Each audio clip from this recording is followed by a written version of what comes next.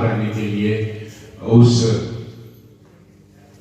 बलिदानी पूर्व के लिए, पश्चिम के लिए, उत्तर के लिए, दक्षिण के लिए अपने प्राणों की आहुति दी थी इस समय।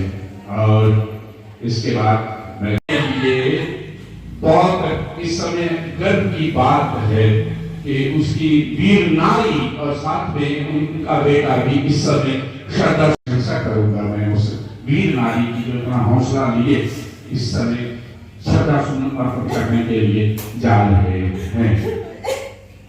और इनके भाई, बड़े भाई इनके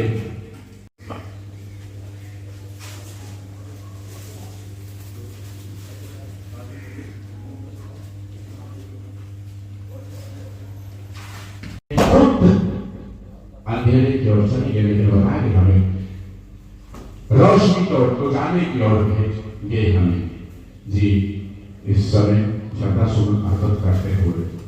और इस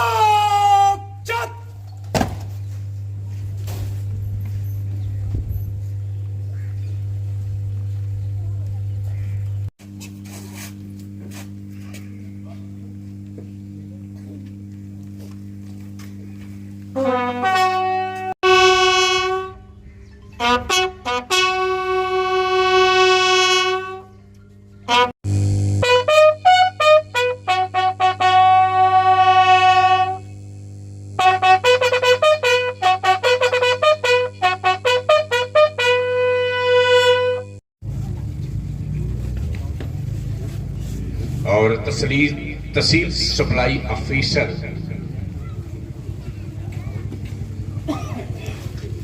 श्री केवल जी, हमारे तहसील सप्लाई ऑफिसर अर्पित करने के लिए जाते हुए। और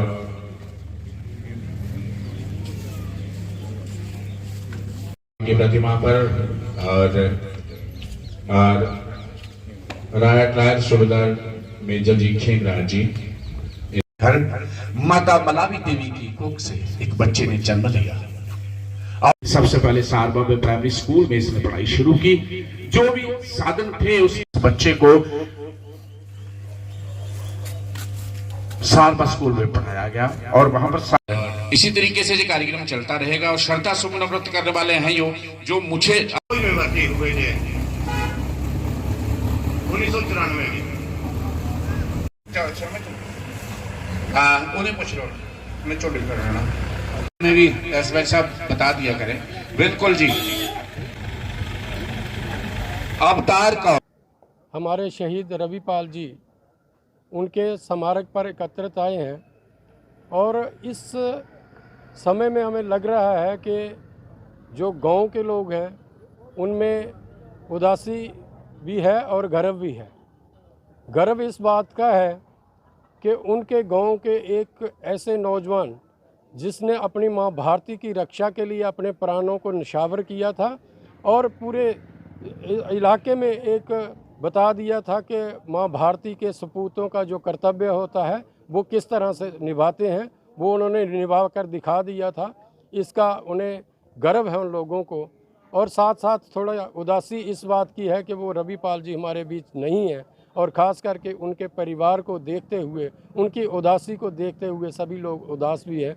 तो इस मौके पर जहां जितने भी आसपास के गांव हैं, सभी गांवों से बहुत सारे लोग जो हैं उनको श्रद्धा सुमन अर्पित करने के लिए, श्रद्धांजलि देने के लिए जहां आए हुए हैं। मैं आज ये कहूँगा कि देश की जो रक्षा है ये सब प्रथम है और हमारी पूरी इंडियन आर्मी, भारतीय सेना इस काम में अपने बढ़ चढ़ के इसको निभा रही है, इसकी रक्षा कर रही है। हमारे जितने भी सैनिक हैं वो एक कदम भी पीछे नहीं हटते जहां देश की सुरक्षा की बात आती है और अपना सर्वोत्तम जो बलिदान देके भी देश की रक्षा करते हैं।